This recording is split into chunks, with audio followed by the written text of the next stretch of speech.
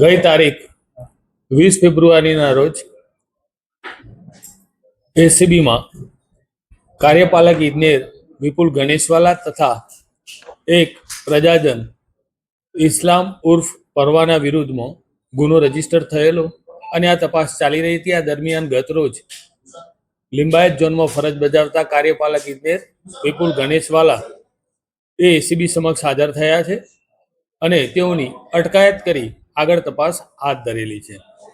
આ કામના આરોપી પરવાના તથા આ ગણેશવાલા એ લગભગ સતત છેલ્લા ઘણા સમયથી આ સેમ એમોથી આવા ગુના આચરી રહ્યા હોય એવી સંભાવના છે. એ મુદ્દે તપાસ ચાલે છે તથા આ કામના જે આરોપી છે ગણેશવાલા, એમના લોકરમાંથી જે સોના ચાંદીની જણસ મળેલી છે એ સંદર્ભના એવિડન્સ ચકાસણી ચાલી રહી છે અને આ તમામ મુદ્દાઓની તપાસની છણાવટના અંતે જે કોઈ પણ પરિણામો મળશે અમે આપને જણાવીશું.